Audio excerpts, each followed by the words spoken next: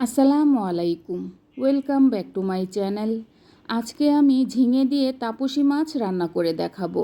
এইভাবে যদি হাতে মেখে তাপসী মাছ ঝিঙে দিয়ে রান্না করেন তাহলে দেখবেন খেতে কিন্তু অসম্ভব মজার হবে।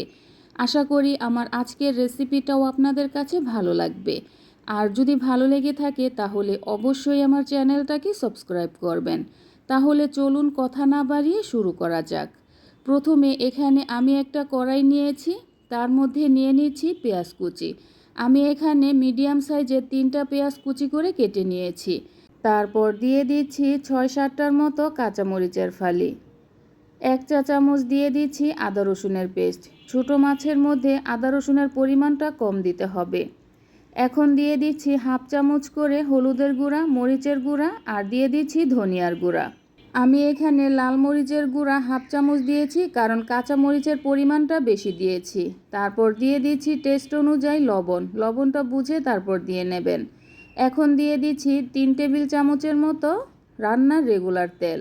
ছোট মাছের মধ্যে সব সময় গুঁড়া মশলাটা কম দেবেন আর তেলের পরিমাণটা বেশি দেবেন, তাহলে দেখবেন গুঁড়া মাছটা খেতে অনেক বেশি টেস্টি হবে।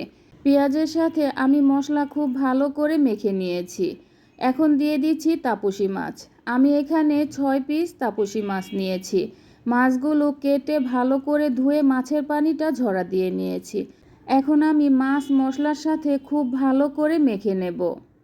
মাছগুলো মশলার সাথে মেখে নেওয়ার পর এখন দিয়ে দিচ্ছি ঝিঙে। আমি ঝিঙেগুলো লম্বা পাতলা স্লাইস করে কেটে নিয়েছি। আর কিভাবে কেটে নিয়েছি আপনারা দেখে নিশ্চয়ই বুঝতে পারছেন। আমি ঝিঙেগুলো প্রথমে কেটে তারপর ভালো করে ধুয়ে ঝিঙের পানিটা ঝরা দিয়ে নিয়েছি। এখন আমি ঝিঙে মাছের সাথে খুব ভালো করে হাত দিয়ে মেখে নেব। আমি খুব ভালো করে মেখে নিয়েছি। এখন দিয়ে দেব পানি। এখানে বেশি পানি দিতে হবে না, কারণ ঝিঙে থেকে এমনিতেই পানি ওঠে, এজন্য পানির পরিমাণটা কম দিতে হবে। আমি এখানে 1/2 কাপ পানি দিয়েছি। পানি দিয়ে একটু হালকাভাবে নেড়েচেড়ে দেব।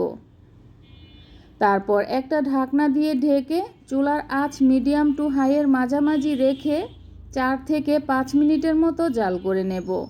আমি প্রায় 5 মিনিটের মতো জাল করে নিয়েছি। এখন দিয়ে দিচ্ছি 1 চা চামচ ভাজা জিরার গুঁড়া। জিরার গুঁড়া দিয়ে আমি একটা ঢাকনা দিয়ে ঢেকে দেব। ঢেকে চুলার আঁচটা কিন্তু মিডিয়াম টু হাইয়ের মাঝামাঝি রাখবো। রেখে আমি আরও 2 থেকে 3 মিনিটের মতো জাল করে নিয়েছি। ঝিঙে দিয়ে তাপসী মাছ রান্না কিন্তু পুরোপুরি হয়ে গিয়েছে। এখন আমি চুলা থেকে নামিয়ে নেব। চুলা থেকে নামিয়ে আমি একটা বাটিতে সার্ভ করে নেব। এই তো হয়ে গেল ঝিঙে দিয়ে তাপসী মাছ রান্না। এটা রান্না করা কতটা সহজ তা আপনারা দেখেই তো বুঝতে পেরেছেন। এইভাবে যদি ঝিঙে দিয়ে তাপসী মাছ রান্না করেন তাহলে দেখবেন সবাই খেতে অনেক বেশি পছন্দ করবে। আশা করি আমার আজকের রেসিপিটাও আপনাদের কাছে ভালো লেগেছে। আর যদি ভালো লেগে থাকে তাহলে অবশ্যই আমার চ্যানেলটাকে সাবস্ক্রাইব করবেন। তাহলে এ পর্যন্তই। আল্লাহ হাফেজ।